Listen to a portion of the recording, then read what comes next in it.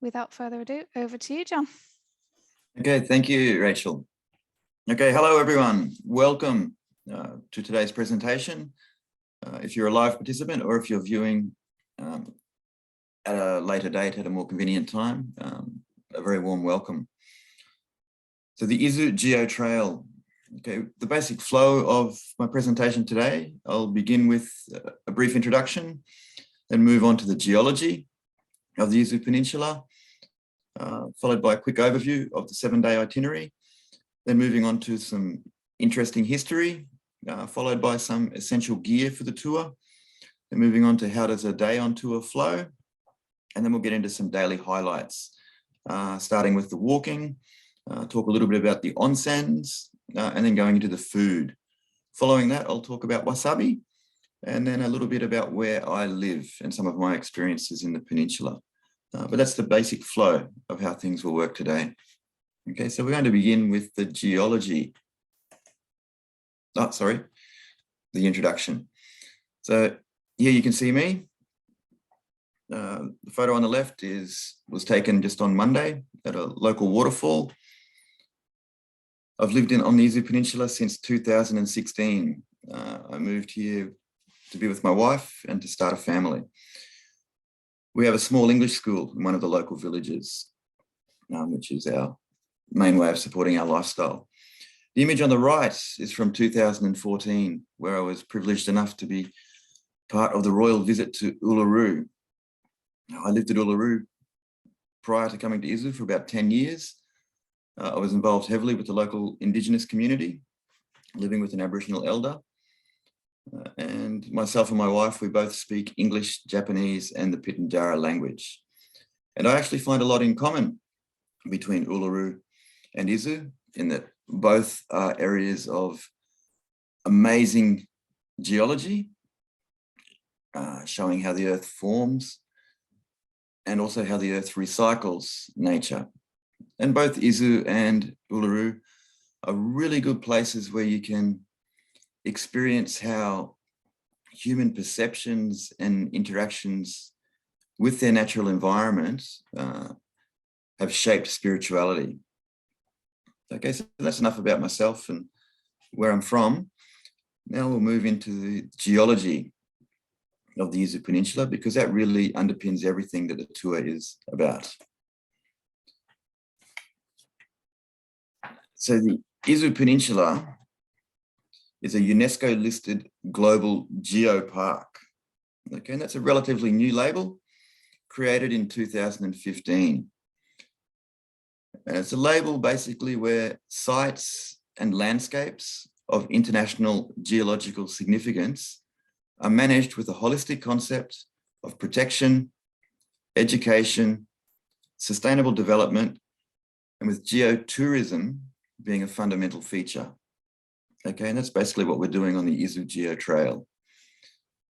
So with the formation of the Izu Peninsula, you have 20 million years of volcanic activity. So looking at the slide, start from the bottom.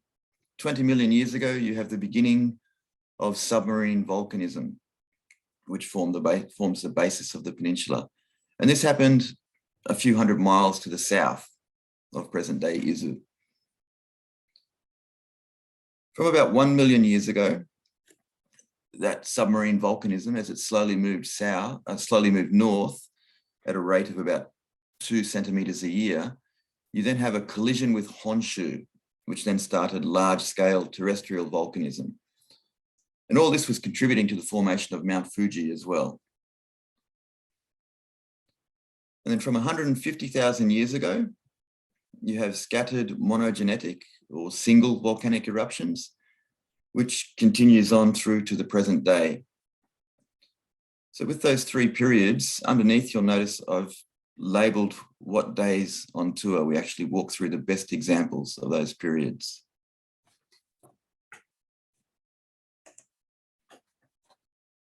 Okay, now this slide shows a map of active volcanoes in Japan. So there is quite a few. To help you really understand the map and Izu, have a look on the right-hand side at the Pacific Plate.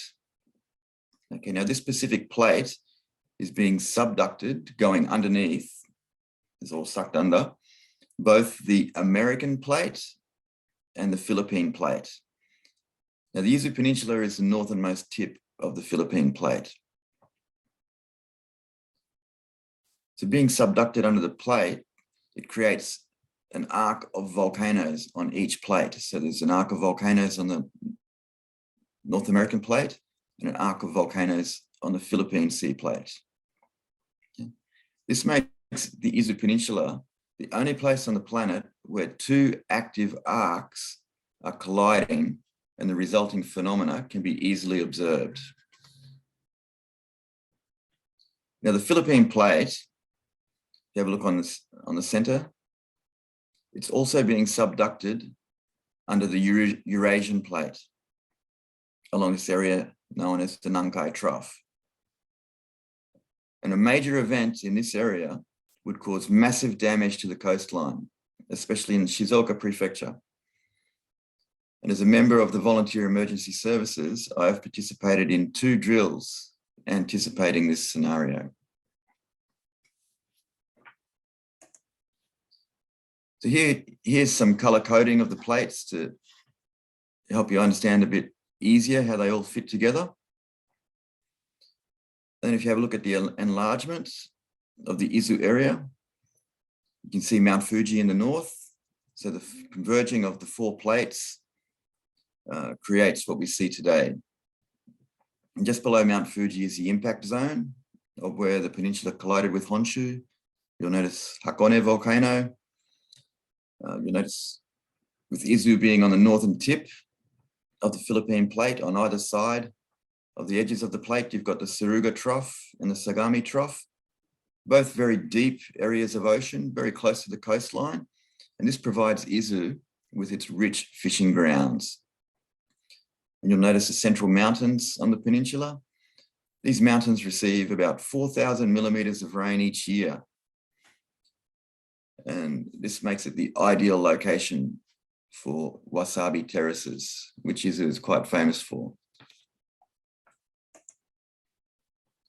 Now, we basically spend 7 days going around the peninsula.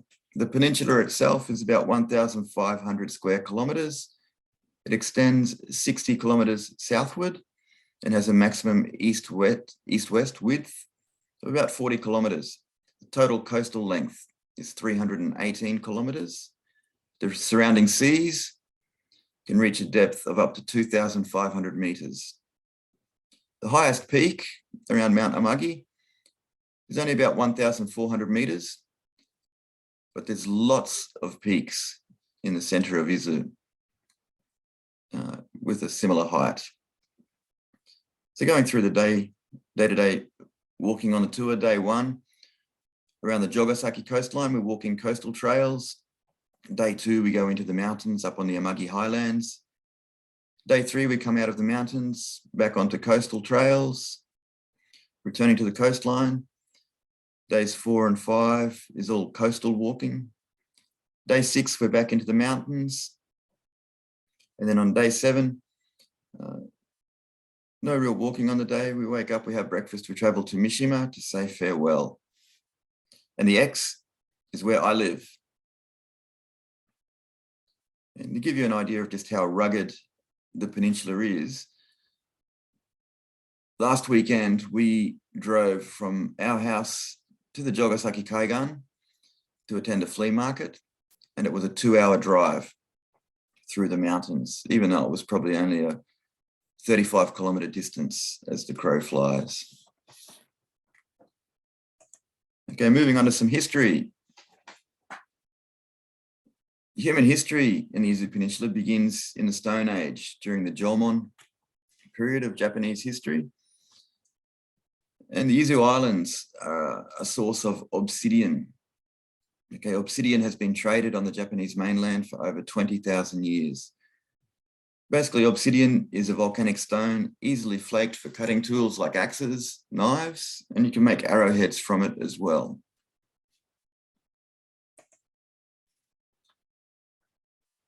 So you can see the Izu Peninsula, and then looking down, you've got the Izu Islands, which is that part of the volcanic arc on the Izu Peninsula. If you look on the center left, you've got Kozushima. And Kozushima is where some of the highest grade of Japanese obsidian can be found. And obsidian is not found everywhere in Japan. It's only found in a few select locations. And Kozushima obsidian has been found in various parts of the Kanto area. And the Kanto area is the region surrounding Tokyo. So people have been getting or collecting obsidian from Kozushima for quite a few thousand years.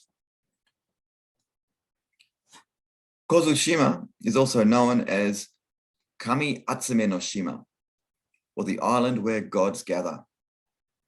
Visitors to the island are actually warned by the locals not to take stones away. Many people have not heeded the warnings, taken the stones, and then suffered illness or bad luck. Attributing it to the stones they've taken, they then return them.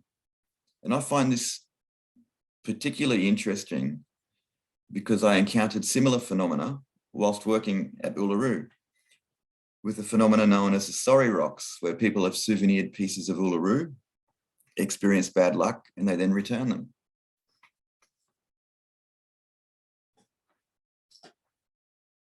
Okay, as Japanese history progressed, then you had the establishment of capitals at Nara and then Kyoto.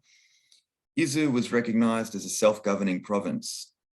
Okay, it was one of the minor provinces, and it was a favored place for political exile.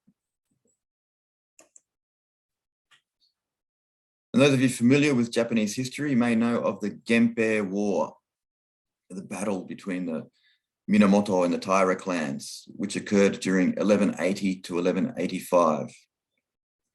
So the man on the left is Minamoto Yoritomo, and he was exiled to Izu as a young boy in 1159.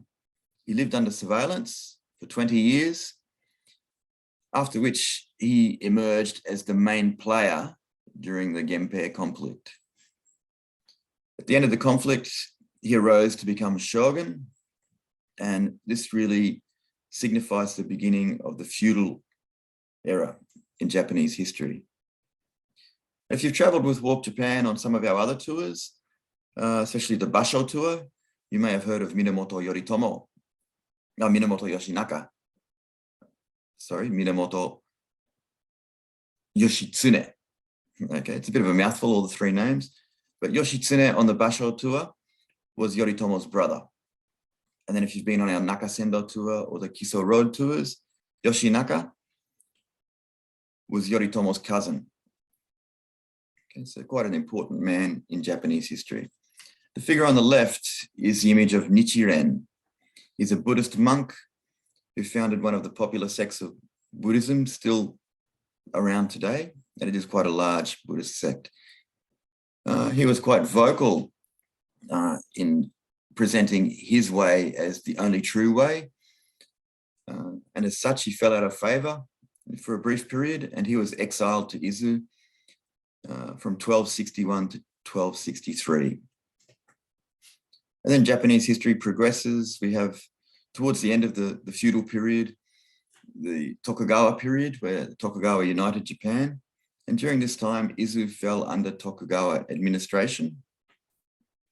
And it was a major source of gold, stone, especially used in the construction of Edo Castle and various buildings in Edo, which went on to become modern-day Tokyo, and also charcoal. Charcoal burning was a big industry on the peninsula, and charcoal was the main energy of the Edo era. Remembering Edo had a population of close to 1 million inhabitants, and the charcoal was used for heating and cooking.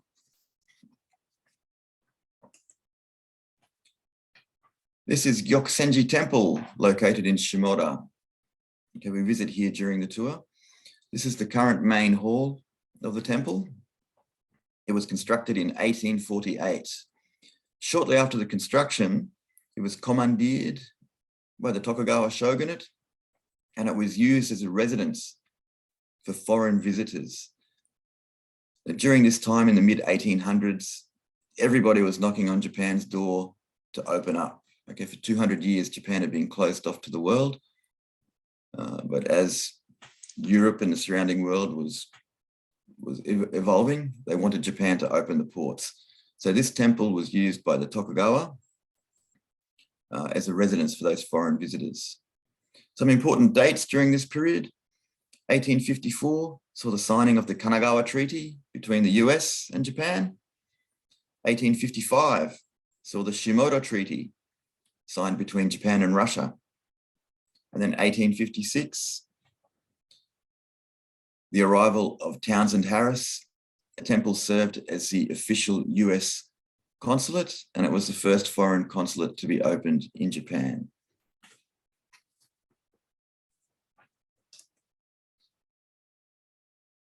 And next we have Kawabata Yasunari. He was born in 1899, passing away in 1972. In 1968, he won a Nobel Prize in literature, becoming the first Japanese winner in the category. And he actually made his debut as a writer with the Izu Dancer, or the Izu no Odoriko, first published in 1927. It's a short story, and the Izu Peninsula is the setting for the story. And in the story, you will find mentions of Amagi Tunnel, Oshima Island, Shimoda, communal bathing, charcoal makers.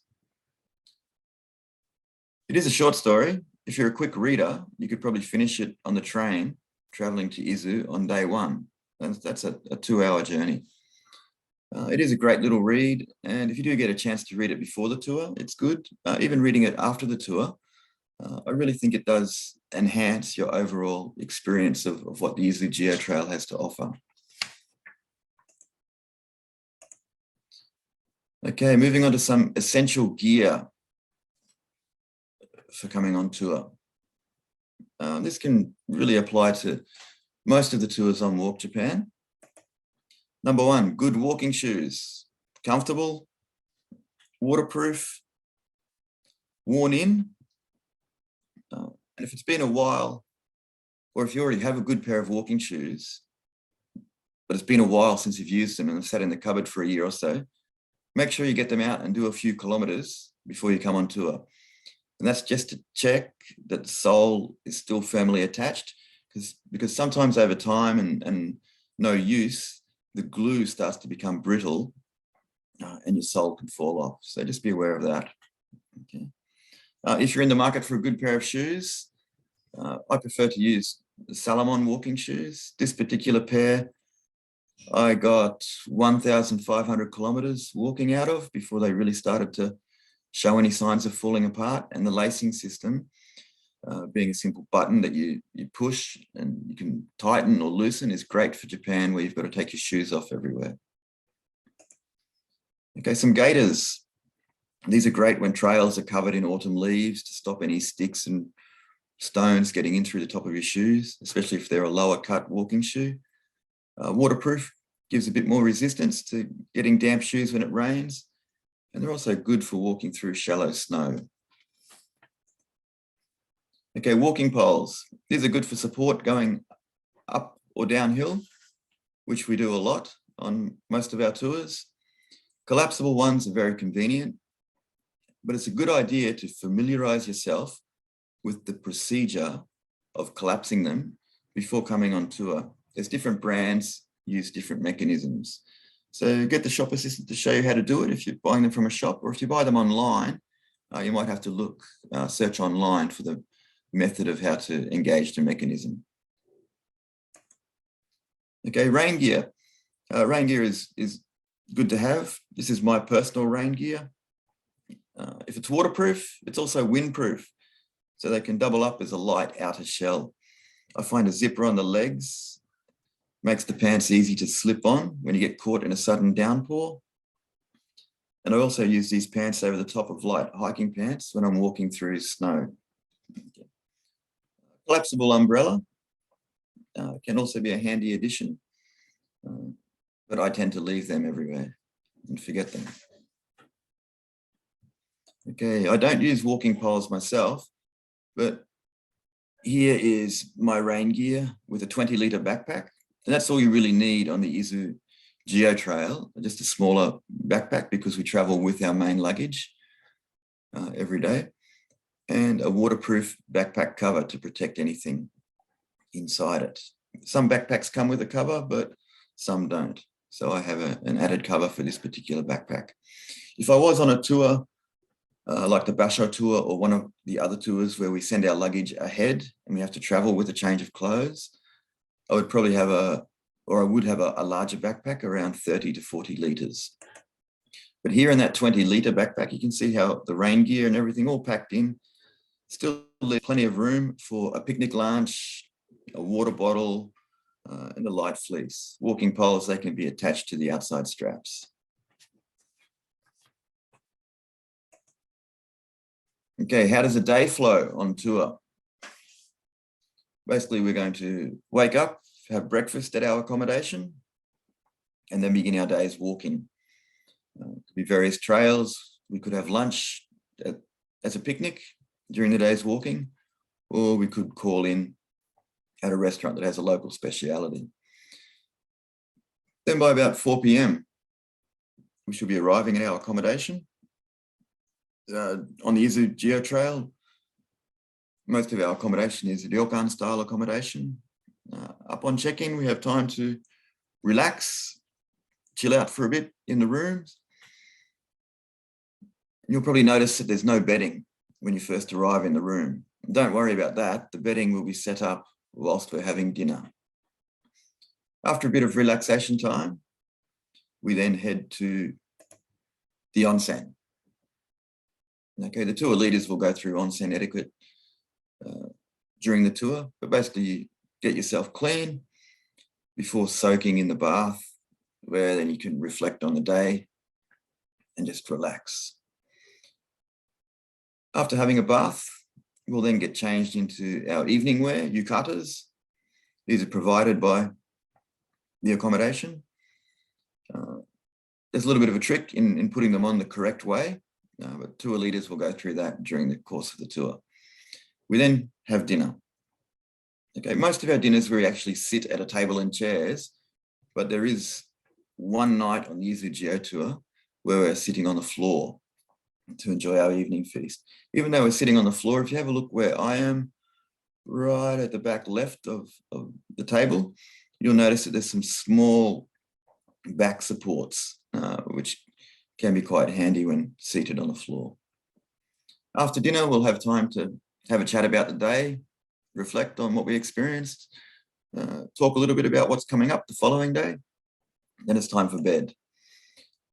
And on the Izu Geo tour, every night we'll be sleeping in futons on the floor, and these get made up whilst we're having dinner. Okay, let's move on to the actual trail itself. So it's an activity level of 3, which basically means it's relatively easy walking. We do about 4 to 12 kilometers every day. We don't have to rush to catch any trains or anything like that. So we can take a fairly leisurely pace.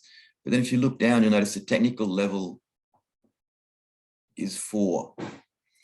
And that's because with the rugged nature of the peninsula, we have various trail conditions that we'll be walking through. Here you'll notice quite a lot of leaf litter on the trail. This is where your gaiters can come in handy. When we're on the coastline, we spend quite a bit of time on rocky sections of trail where we're going up and down. Sometimes they can be sharp areas. It can be a bit tough on shoes, and it can be very slippery if we're walking just after rain. Here's another example of coastal trails. You can see the wooden steps, but you can see where they're half covered by leaf litter. So this is where you really, having a pair of gaiters is quite handy. On the left, you can see a clean set of steps, okay, but they can be almost completely covered in autumn leaf matter, or snow for that matter, at certain times of the year. On the right is an example of a trail with a small amount of typhoon damage. Another example of the typhoon damage, we might, in a situation like this, we might go under it, walk around it, or remove the obstruction, depending on what's easiest for us to do as a group. And then snow, if you're traveling on during the winter months, mainly during the February departure, January, February departures, you can expect light snow when we get up into the mountain trails. So once again, just having that rain gear and a pair of gaiters really does make the journey a little bit more easy or pleasant. Okay, some daily highlights.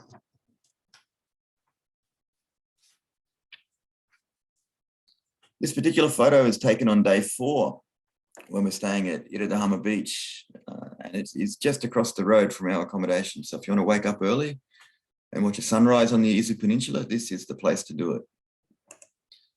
But daily highlights, day 1, we board a train in Tokyo, we arrive at Izu Kogen, we spend the afternoon walking along the Jogasaki coastline. The Jogasaki coastline is characterized by having columnar jointing. That's when a lava flow rapidly cools, creating hexagonal shaped sections, which you'll see along the bottom of the cliffs. We walk up and down through forest trails and down along the coastline. You'll see the forest trails and then walking across those hexagonal shaped sections. That's day 1. Day 2, we're up into the Amagi Highlands. Okay, we visit Hacho Pond.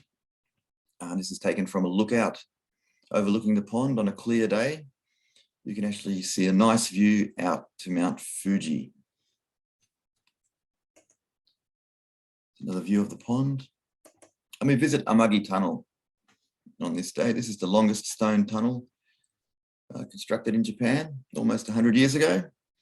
And it also features in Kawabata's story, the Izu Dancer. Day 3, we walk along sections of the Odoriko or Izu Dancer Trail. This is where we start to encounter Izu's famous Wasabi terraces.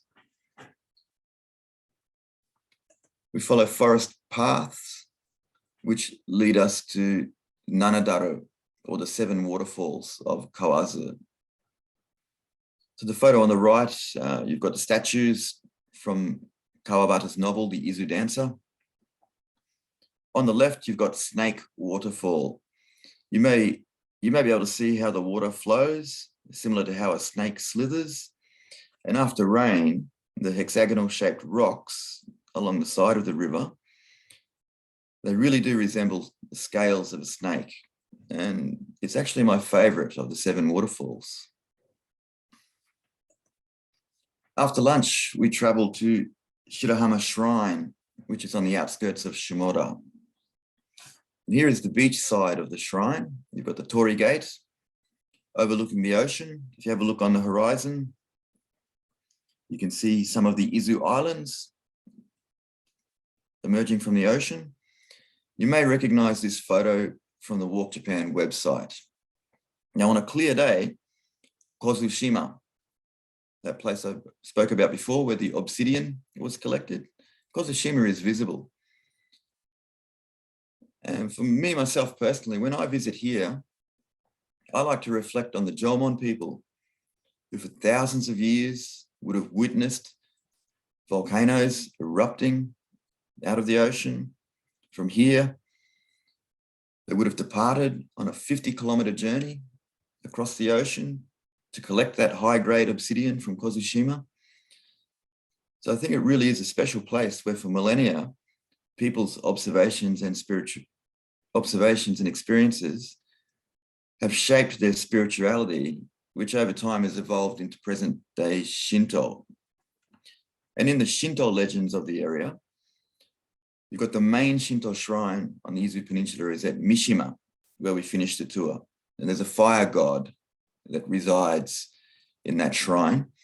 But as that fire god was making his way to Mishima, he stopped here at Shirahama and rested for a time.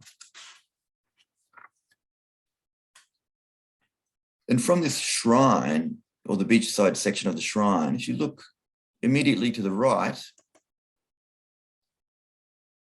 on occasion you get this view with all the local surfers getting a modern day fix of being at one with nature.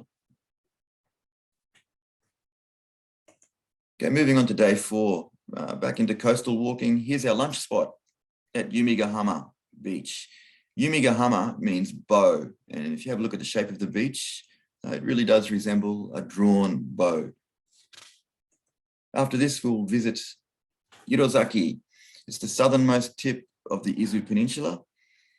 And on a clear day, you can see the main sea lane, which passes in between the Izu Islands and the peninsula, where all the large vessels are making their way in to Tokyo Bay. Getting into day 5, now we're on the west coast of Izu, much more rugged than the east and a lot older. This is actually my local area. It's a 20-minute drive down the mountain. We're looking down into Tago village, and we actually operate a small English school in this village. Getting down along the coastline, you can see the volcanic necks sticking out. And each one of these volcanic necks, you can see it extending off through to the horizon. Each one of these necks was originally the main shaft of an undersea volcano. And these are the undersea volcanoes that begin the formation of what was to eventually become Izu Peninsula. The exterior erodes away and that hard shaft remains. Okay, we head up into some mountain trails. We're on a nice day looking out across the Suruga Bay. We should have some excellent views of Mount Fuji. Following this, we then watch sunset at Dogashima. It's almost always a beautiful sunset. Personally, when we have friends come and visit, we will always include a Dogashima sunset as part of their itinerary. Okay, on day 6 in the morning, if you have a look at the left slide, you'll see this salted bonito or skipjack tuna. We visit a local family business who for 5 generations have been making katsuobushi, or the shaved flakes, which you may be familiar with. But prior to katsuobushi or the shaved flakes, which really only became popular during the Edo period, you had this salting and preserving of the fish.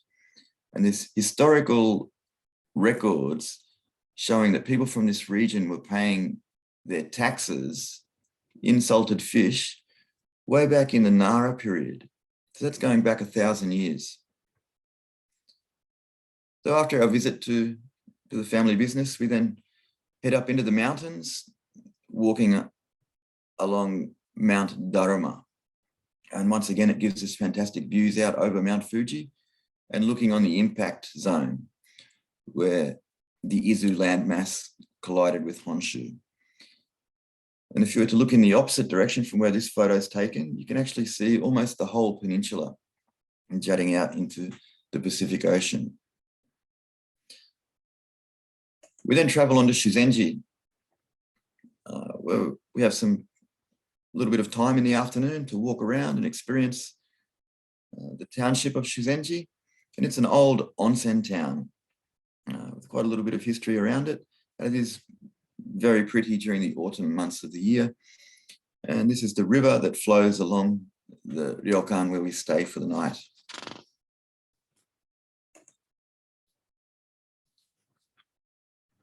Now, this isn't part of the tour. Okay, we finished the tour in Mishima on day 7. And I highly recommend on that day, don't put too much into it, because if it's a clear day, it's only a 20-minute taxi ride to this place, Mishima Skywalk. And I think it would be a nice way to end your experience of the Izu Geo Trail, adding a little bit of excitement. And if you want to take that excitement one step further, the Skywalk also operates zip lines.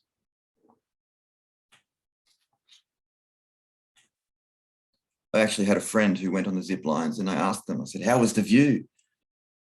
And they said they were too scared to even look at Mount Fuji. So it is quite exciting. Okay, next we'll move on to the onsens. Okay, the onsens are a big experience on the Izu Geo Trail. It is a big experience of Japanese culture. When we have friends come and visit, we always have to take them to an onsen.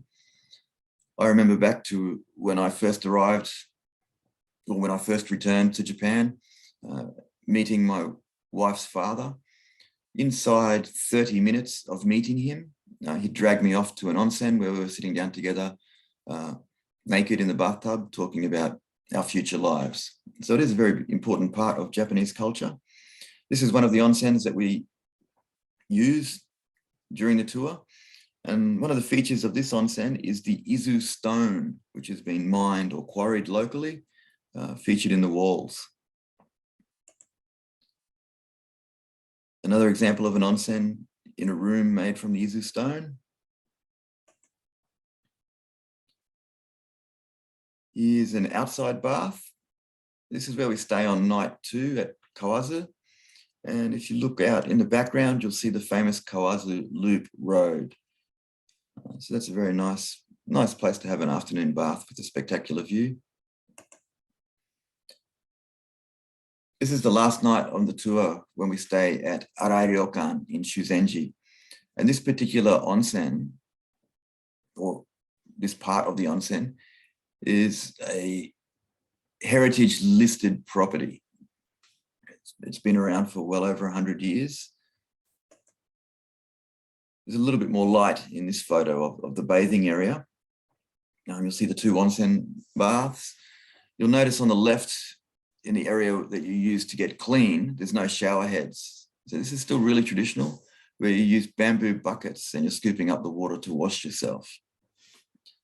And something I find particularly interesting about this onsen is if you have a look where the pond is in the background, on the left-hand edge of the pond through the window, you may notice the fish swimming.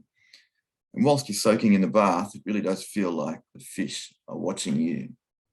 But that is definitely an amazing experience to have a bath at Arai Ryokan.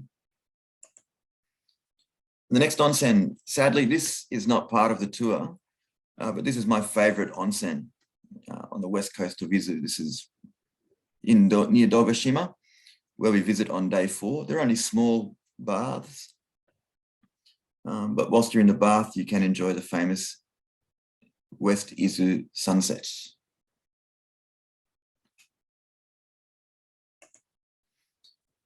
Okay, an abundance of seafood. Okay, seafood is a big part of our menu during the Izu tour. And this is one of the main fish that's caught in the Izu area. It's known as kinmedai, or the golden-eyed snapper. And this kinmedai from Izu can be found all throughout Japan. The name of the fish, kinmedai. And in Japanese, the celebration is omedetai.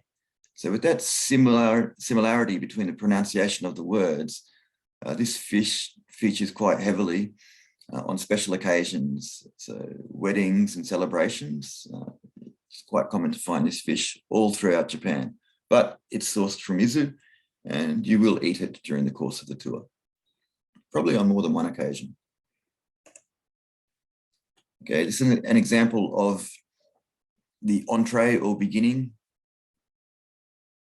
course. Most meals will probably consist of about 5 to 6 courses. Each course can have several dishes as part of it. You'll notice here you've got lobster, different kinds of sashimi, some seasonal dishes, and 2 different kinds of soy sauce, depending on the flesh of the sashimi. Abalone will also feature during your travels.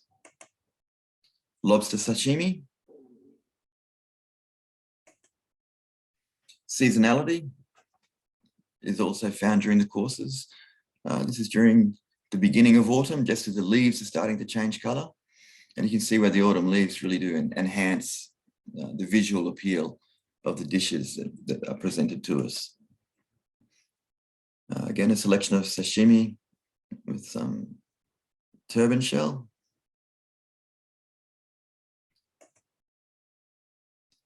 And even though the majority of our meals feature seafood, there are one or two occasions where we do eat some meat. On the left, you've got the small steaks, and on the personal hot plate is actually made from lava that flowed from Mount Fuji a long, long time ago. On the right is a barbecue. So to break up the seafood and the kaiseki, or the course dishes that we have every night, on night 4, when we stay in Matsuzaki, we actually have a barbecue dinner. Still a lot of seafood in the barbecue, but this is probably the one meal over 6 nights that has the largest meat content. Then cooking the barbecue is Mr. Sano, and he's the proprietor of the ryokan, or the inn that we stay at that night. He's a very interesting man. He's a local geo guide, and he actually has a species of turban shell fossil named after him, as he was the man who discovered it. So he's a very interesting character, and I always enjoy when we stay at his place. Now, the lunches on tour, a lot of our lunches are included. They can be sandwiches. The sandwiches will be slightly different to what we experience in Western countries, but they're always very tasty, but just with a Japanese theme to the sandwich. But this particular lunchbox is on day 4, when we're at Yumigahama, that bow-shaped beach, where a local Japanese lady makes a vegan lunchbox. And you can have a look at the different components inside that lunchbox. And this is actually one of the meals of the tour that I enjoy the most, because it's always different and it's always very tasty.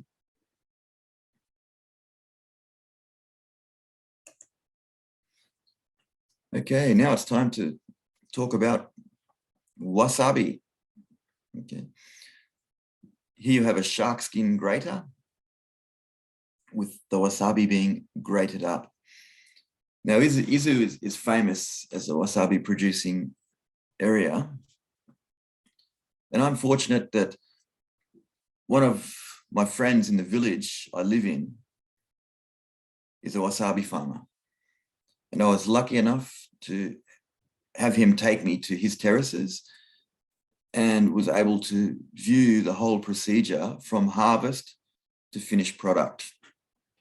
And his wasabi is 100% organic. So this was the journey up to his wasabi terrace from our village, looking out across the western Amagi highlands.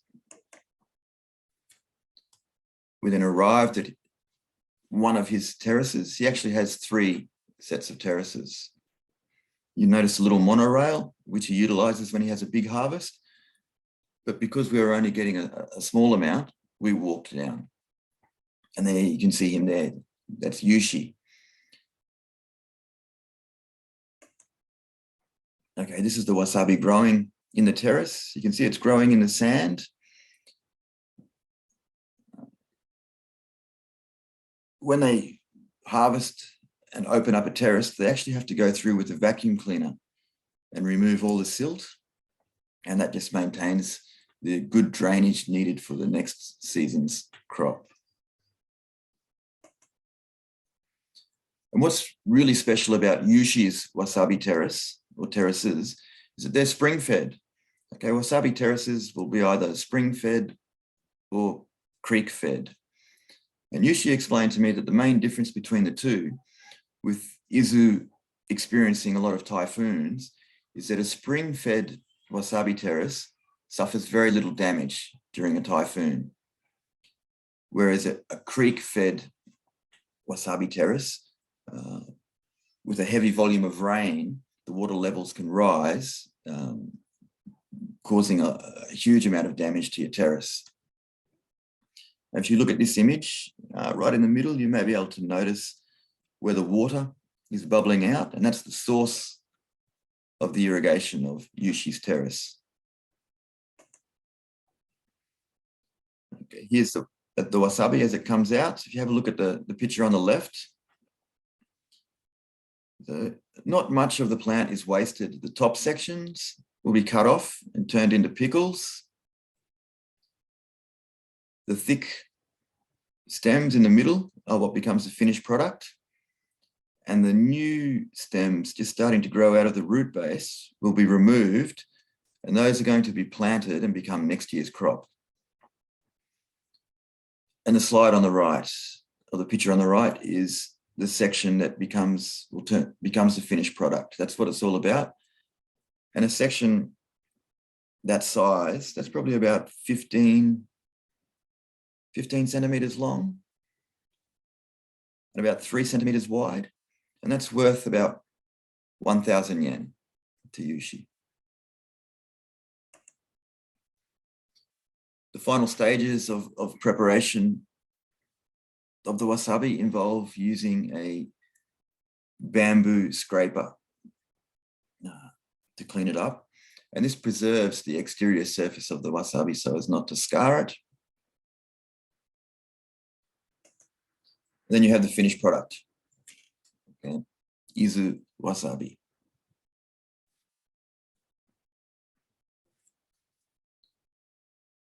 Okay, next we'll like to talk a little bit about where I live, my house and the village. So I live in a village up in the mountains with a population of about 32 people.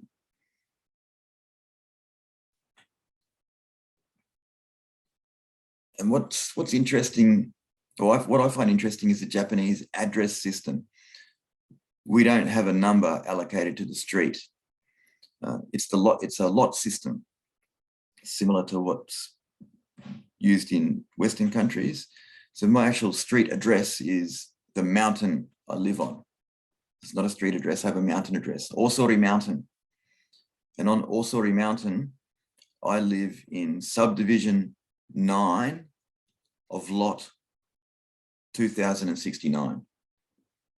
So that's a little bit different to a normal Western system of addressing. This is our house. We rent at the moment. We are in negotiations to purchase the house, but at the moment our monthly rent is 10,000 yen, which is about $100 a month. In negotiating to buy the house, the owner of our house, her sister is married to our neighbour, and he has offered to step in and help with the negotiations, and he has come up with a beginning bargaining price of 1 million yen to purchase the house and land. There's not a lot of land associated with the house. Basically, the land is 1 meter all around the house, and that's it. The negotiations are proceeding at a very slow pace. We're in no rush, and we'll see what happens in the future. Okay, 40 minutes from my house is this beautiful waterfall. The model posing in the photo is Yoko. She's one of the students from our English school. Today she's wearing, or on this day, she's wearing jungle print pants. You may recognize her from some previous slides. The slides where I was talking about what kind of trails we're walking on. She was the one wearing the jeans. Here's where some friends from Australia visited, and we took them to that waterfall. Walking about another 20 minutes from that waterfall, you then have a second waterfall where the water flows in 3 different directions, and it's quite spectacular. And in between those 2 waterfalls, we have an old gold mine from a period of about 80 years ago when there was a gold rush on the Izu Peninsula. So it's Quite an interesting gold mine. You can see the rail lines coming out of it. I took a friend to visit and we decided to go for a little walk inside. We got just past where the rail lines disappear into the darkness. And then it felt quite scary. So we very quickly returned and gave up on our interior journey. Okay, this is the helipad in our village. Okay, the gentleman on the left is Yushi, the wasabi farmer, and the gentleman on the right is Mr. Horiuchi. And together with myself, the three of us make up the emergency services volunteer unit in our village. And on this particular day, this was during a drill for a Nankai trough event, and where a helicopter lands and delivers some food. And we have drills like this on average, probably once a year. And just to give you an idea of how prepared Japan is for natural disasters and emergencies, as an emergency services unit, we have a shed in the village with a fire truck, generators, chainsaws, brush cutters, and quite a bit of other gear. And that's us as an emergency services unit. The village also has another shed for emergencies with generators, chainsaws, brush cutters, and a store of emergency food. And once a year, we have a day where the village gets together for a barbecue. The emergency food that's approaching being out of date, we'll have a little taste of it so we know what we're in for if there is an emergency. And then the remaining food will get distributed and then restocked. So I was actually quite surprised to experience firsthand how prepared Japan is on a local level for different emergencies. Okay, and this is down at Dogashima, that place where we watch the sunset. And once a year, Dogashima has this amazing fireworks festival.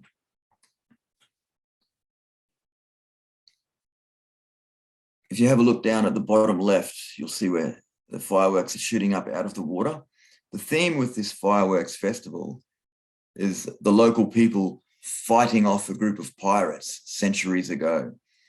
So the setup to the festival is they have a wooden boat in the Dogashima Bay or inlet area. And that the boat is set up a week before the festival. And on the night of the festival, it all begins on the right-hand side with the men walking down with traditional Japanese drum fireworks, shooting out of the drums as they make their way across to a modern-day boat. The modern-day boat then transports them over beside the wooden boat, where they then set it alight with their fireworks.